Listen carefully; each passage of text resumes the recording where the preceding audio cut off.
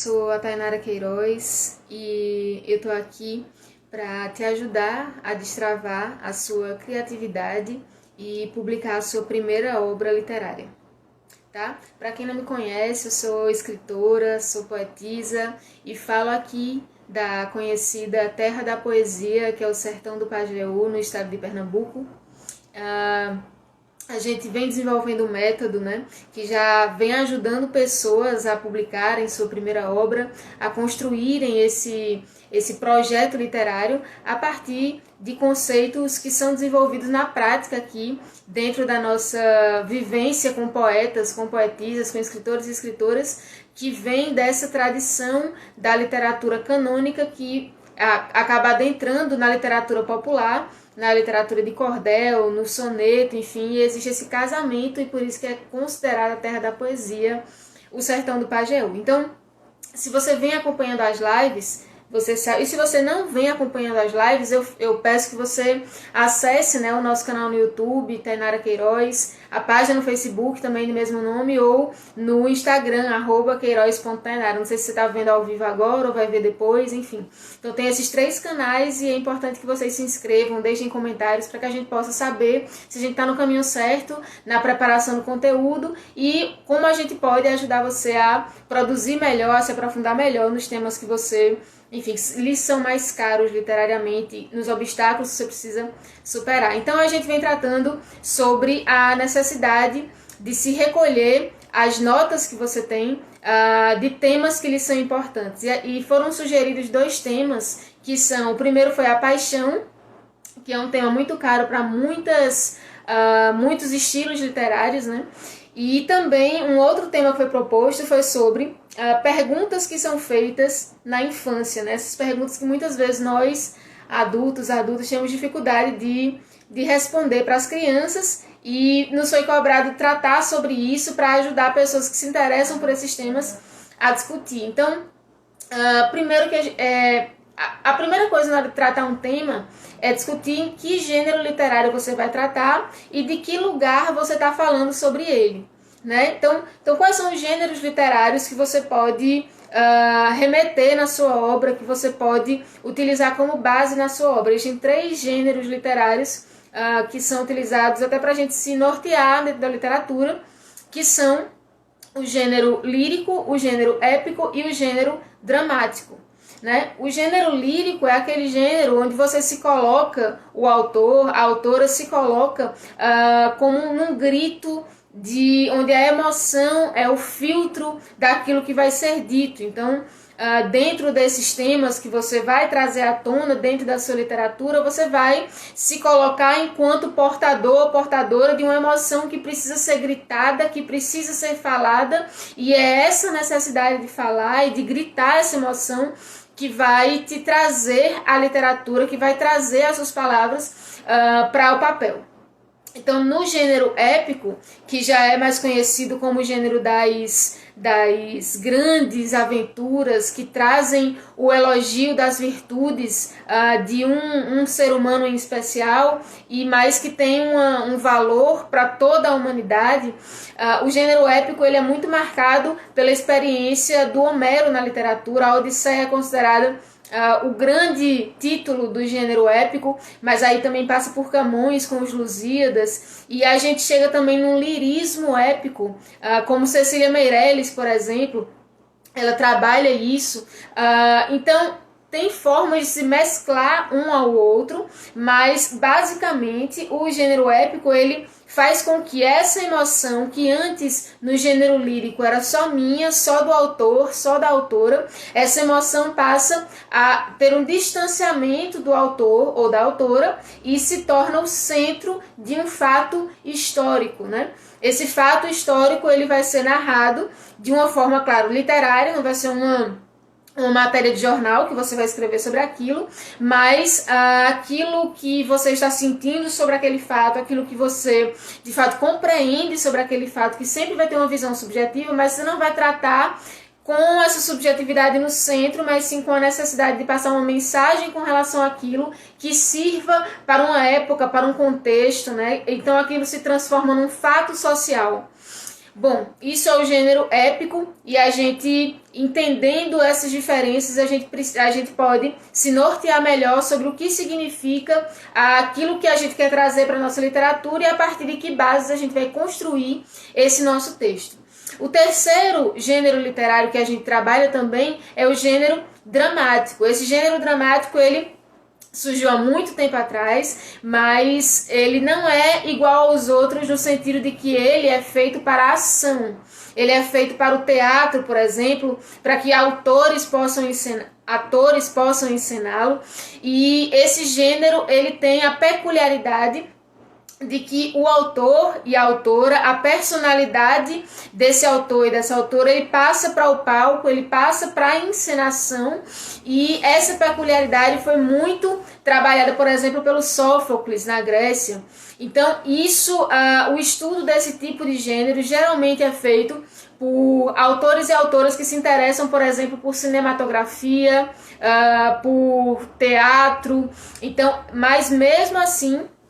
você encontra autores que são grandes sonetistas, como Shakespeare, por exemplo, e que também trabalhava nessa perspectiva do gênero dramático. Então, esses três gêneros, que, como eu falei antes, podem, no fim das contas, mesclar-se, como no caso do autor, né, que o Shakespeare mesclou isso, mas também podem se mesclar num próprio poema. O Vinícius de Moraes, nosso brasileiro, disse que ele era um poeta que escrevia poemas líricos, mas também épicos. É o chamado lirismo épico, que eu já citei aqui, que há vários autores que fazem essa mescla, né, entre um gênero e outro. Bom, então, fazendo esse apanhado de quais são os gêneros literários que existem e que você pode trazer para dentro da sua obra na hora de construir a sua narrativa, a gente precisa falar sobre o lugar que você vai se colocar, não somente quanto ao gênero literário, mas também com relação à vincularidade com o tema. Então, quando você vai falar, por exemplo, sobre paixão, você precisa saber se você é o ser apaixonado, se você é o objeto da paixão, se você está fora da cena onde estão se desenrolando aqueles fatos. Então, se você é um desses personagens, mas você está em um tempo diferente, então, de que forma você conseguiria expressar melhor a sua emoção ou a mensagem que você gostaria de passar dentro do contexto que você quer passar? Essa é a importância do lugar, que a gente pode até chamar de lugar de fala, né? Esse conceito que foi trazido aí pela Ludmilla de uma forma tão forte, mas que a gente precisa saber dentro da literatura, porque existe uma coisa na psicanálise que é a vincularidade. Se você não compreende a vincularidade, o lugar que você está dentro dos vínculos, não há dizer, não há o ato de dizer, se não existe o lugar de onde dizer. Então, é absolutamente importante que você se coloque num lugar confortável de fala, ou desconfortável, mas que seja real. E quando eu digo confortável, é no sentido de que confortável para o dizer, não confortável para você, né? Não necessariamente o lugar do dizer é confortável para a gente, né? E muitas vezes não. Muitas vezes a gente tem que romper algum trauma com a situação que gerou a necessidade de dizer, ou romper algum mecanismo de defesa, né, com relação àquilo que a gente viveu, a experiência desencadeadora. No momento da vivência, da experiência, nós tínhamos um mecanismo de defesa que não nos permitiu dizer tudo que precisava ser dito, ou experimentar tudo que precisava ser experimentado, mas nesse momento, no momento de escrever, é preciso quebrar com esse mecanismo de defesa para que essa coisa saia. E a Clarice Lispector, ela diz que é preciso dizer, inclusive que ela demorou muito a perceber isso, de que é preciso dizer, escrever, para que as palavras não te sufoquem. Então é nesse sentido de que o ato de dizer é também ato de ser. Então, se você não conseguiu expressar tudo no momento da experiência, mas no momento da escrita você se libera do mecanismo de defesa ou do trauma, enfim, é uma expressão de uma vincularidade consigo mesmo ou consigo mesma, que não necessariamente pode acontecer no momento da experiência, como é o caso das perguntas da infância, né? Como trabalhá-las melhor. Então, essas perguntas da infância, muitas vezes, quando a criança está fazendo a pergunta, ela não tem a dimensão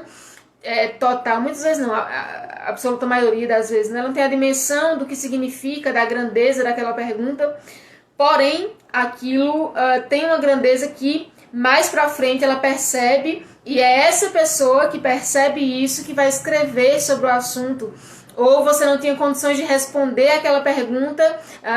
mas depois você pensa sobre isso e é essa pessoa que de fato realiza a grandeza da experiência, o tamanho da experiência, que vai escrever sobre isso, e é quebrando esses paradigmas que nos impedem de ver o todo da experiência, pelo menos a maioria dos aspectos da experiência, que a gente consegue se colocar no lugar de falar sobre aquilo. E não vale a pena se colocar num lugar privilegiado, porém confortável, mas que não representa a realidade da sua colocação sobre aquela questão. Então, se você sente-se numa posição desconfortável quanto ao tema, talvez isso não seja ruim, talvez pelo contrário seja bom, porque é no desafio desse mar não navegado que está o desafio da literatura. Então, se você não navegou esse mar da experiência com o tema e você se sente desconfortável, inseguro ou insegura de tratar, então provavelmente é esse tema mesmo que você deve tratar. Se esse tema surge para você com força, né? Se ele lhe convoca, se ele vem à tona quando você pensa em literatura, então, mas você não se sente confortável, provavelmente esse é um tema caro para a sua capacidade de criação, porque quando a gente se sente extremamente confiante quanto a algo, alguém que se sente totalmente confiante quanto a algo, provavelmente é um amador, uma amadora naquilo que está se propondo a fazer, porque a autoconfiança exagerada ou a insegurança inexistente é uma coisa que não existe dentro da arte, não existe dentro da criação verdadeira, porque a criação verdadeira pressupõe necessariamente que você não tenha navegado aquele mar antes, e toda vez que a gente vê um mar novo, um mar que a gente nunca nadou, é provável e até esperado que o medo aconteça e que a gente se coloque numa posição de inferioridade frente à experiência, mas a coragem de criar é o que diferencia amadores de profissionais, pessoas que apostam em si mesmas de pessoas que não apostam em si mesmas. Então, esses temas que são mais difíceis de tratar, esses temas que te colocam em lugares mais desconfortáveis de criação, são provavelmente os temas que você deve buscar tratar, e isso é um conselho que eu dou não somente enquanto escritora, cordelista, poetisa, mas é um conselho que a gente recebe assim para a vida. Tudo que a gente for fazer, que é mais difícil de fazer, de vencer a resistência interna, que é o que a gente chama de efeito sombra, né? Se você não está situado ou situada no que significa o efeito sombra, que é o principal obstáculo dentro da literatura, então você precisa ver as lives anteriores, nossos vídeos anteriores no canal do YouTube, Tainara Queiroz, na página do Facebook ou no Instagram, @queiroz.tainara, tá? Bom, então, tratar esses temas mais difíceis, entrar dentro dessas problemáticas que são mais complicadas em termos de lugar de fala, é o que a gente indica para vocês inicialmente. Então, remontando ao que é a proposta desse canal inicialmente, para que você adentre na literatura, a proposta inicial é que você produza a sua primeira obra e que essa primeira obra passe pela literatura de cordel. Então, literatura de cordel, para quem não está situado ou situada no que significa e na grandeza que isso tem, a literatura de cordel ela não surge há uma década atrás ou há um século atrás. Pelo contrário, a literatura de cordel ela surge muito antes de ela surgir, inclusive, porque as bases da literatura de cordel são métrica, rima e oração. Métrica, rima e oração estão presentes desde a literatura dos mouros na Europa, né? E passa pelos grandes nomes que eu citei aqui, passa por Homero, passa por Dante Alighieri, passa por esse pessoal que produz sonetos, que produz odisseias, que produz a alta literatura que se estuda hoje nas universidades, se estuda desde sempre dentro do meio literário, dentro do meio da expressão, e chega em Portugal e transforma-se em literatura de cordel. A gente vai chegar em Gil Vicente e em tantos outros, e a partir do momento em que as grandes navegações expandem, né, esse conhecimento do mundo por parte dos europeus, chega aqui no Brasil, e esse cordel, que já era muito popular em Portugal, tendo chegado inclusive a ser perseguido lá pelo nível de popularidade, né? Ele chega ao Brasil e torna-se também extremamente popular, e chegando à Serra de Teixeira, aqui na Paraíba, que é do lado aqui da minha terra, do Pajeú, ele acaba desenvolvendo, se encontra com o Leandro, também cordelista, o Leandro Gomes de Barros, e poeta no caso, né? Ele já era poeta, e ele pega esse cordel português e ele torna esse cordel brasileiro, porque ele desenvolve um sistema de rimas e de métrica que cabem na nossa expressão. Não é um sistema que cabe na expressão europeia, porque nós temos culturas diferentes, histórias diferentes, construções históricas e culturais diferentes. Então, a partir disso é que a gente desenvolve um método de ensinar você a fazer o seu cordel dentro desse sistema tradicional brasileiro, que tem a ver com a nossa cultura e que passa a nossa mensagem de forma acessível para cada brasileiro e cada brasileira, porque a gente precisa se comunicar com a nossa época e não com as épocas passadas ou com as épocas distantes de nós, mas interferir na nossa época é construir a próxima, as próximas. Então, a partir disso, nós construímos um método de se produzir um cordel em 40 dias, ou melhor dizendo, em 40 horas, porque é um método que você precisa dedicar pelo menos 1 hora por dia para construir o seu cordel, e é um método que já foi testado com dezenas de estudantes de 1º a 5º ano, tendo produzido já vários e várias cordelistas dentro dessa faixa etária. A gente produziu cordelistas dentro de uma faixa etária da universidade, né? Estudantes de pedagogia, de letras, professores, professoras, que estão sendo beneficiados com essa técnica, e a gente tem tido muita alegria em, sempre que apresenta o método para alguém, ter certeza de que a única coisa que a pessoa precisa fazer é apostar em si mesma e seguir o passo a passo. Então, apostando em si mesma e seguindo passo a passo, a sua primeira obra literária sai do papel, sai do projeto, sai da gaveta, enfim, e você passa a estar no hall daquelas pessoas que não somente são amantes da literatura,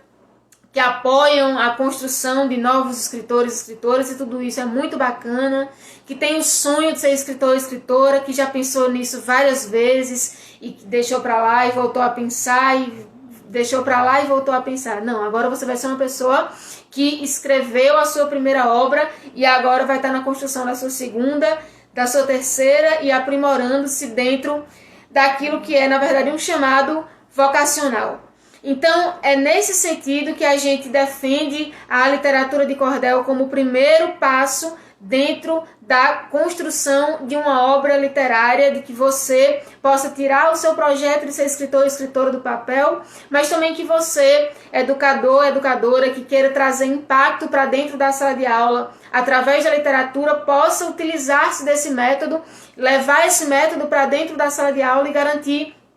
que estudantes possam aproveitar a literatura de cordel, que passa tanto em riqueza semântica, em capacidade de atingir o conhecimento no ponto certo de entendimento do ouvinte, né, daquela pessoa que está recebendo a mensagem do cordel. Então, educadores e educadoras também podem fazer, claro, uso desse método. Inclusive, é um método de produção literária, de produção de cordel, que foi desenvolvido dentro da prática da arte e educação, no ensino da literatura, no ensino poético dentro de sala de aula, e nós tivemos muita alegria em desenvolver esse método, mas ele só pode dar certo se você apostar que você pode se tornar um escritor, uma escritora, pode se tornar um educador, uma educadora de impacto na sala de aula. E para isso, A gente sempre passa uma tarefinha de casa para que você venha para a próxima live com essa tarefa cumprida e a gente possa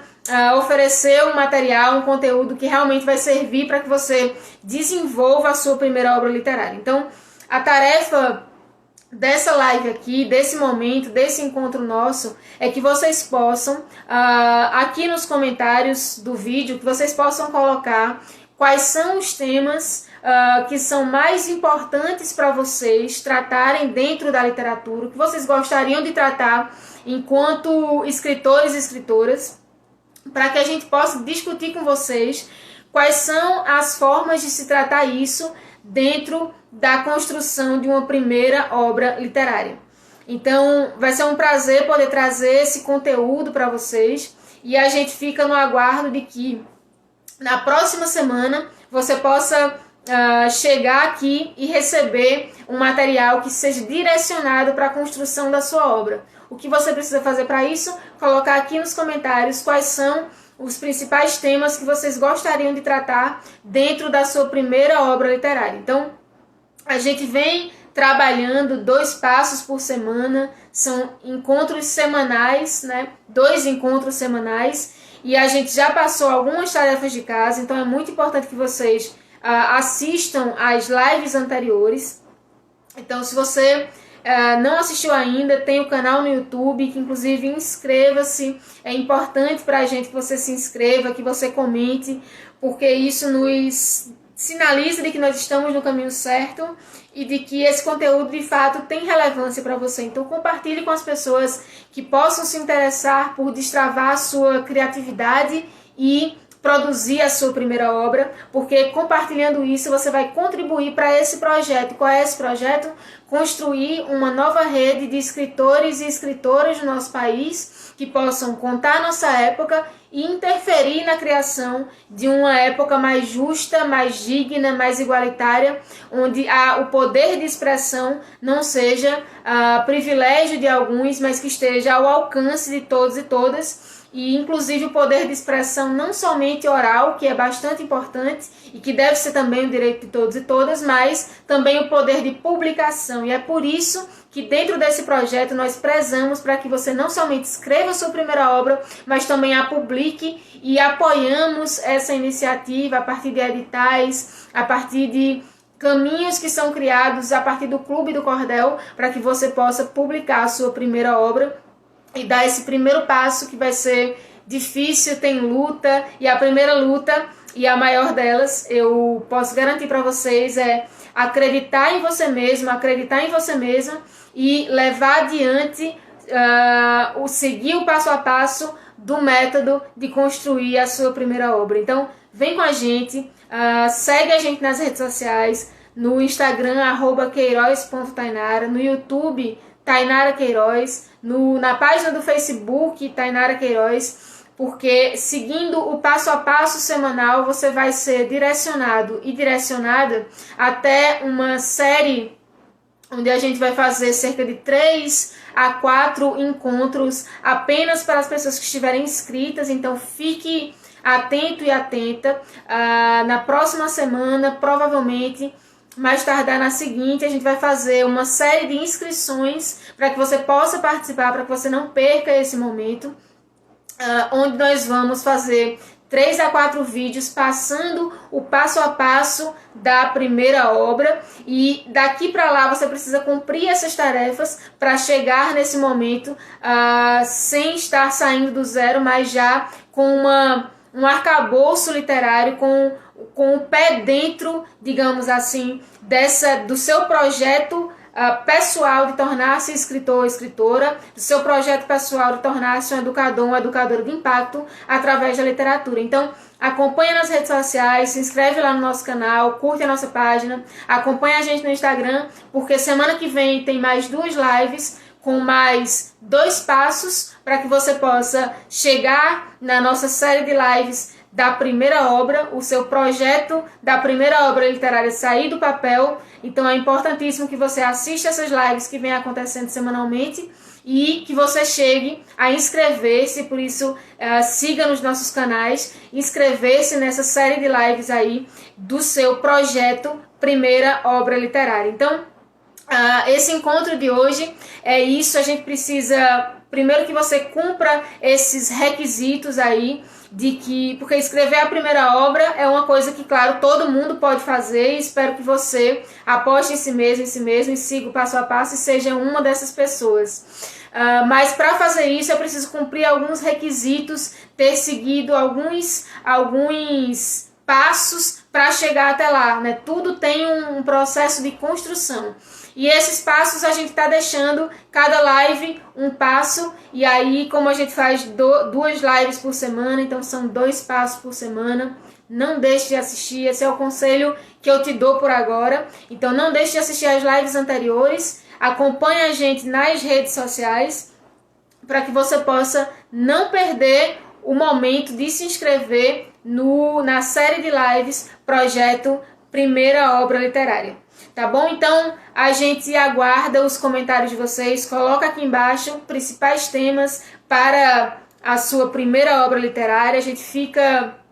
esperando ansiosamente e pode ter certeza que os temas que vocês colocarem aqui, a gente vai produzir conteúdo para que vocês possam tirar da gaveta esse projeto de construir a sua primeira obra e já começarem a desenvolvê-la antes mesmo de que vocês estejam do lado de cá junto conosco, aprendendo o passo a passo da métrica, da rima e da oração literária. Tá bom? Então, muito obrigada pela atenção de vocês e lembrem-se de que semana que vem tem mais 2 lives e vocês precisam cumprir o passo a passo antes de assisti-las. Então é isso. Queria mandar um abraço para todos e todas e a gente aguarda vocês nessa nova geração de escritores e escritoras. Um abraço.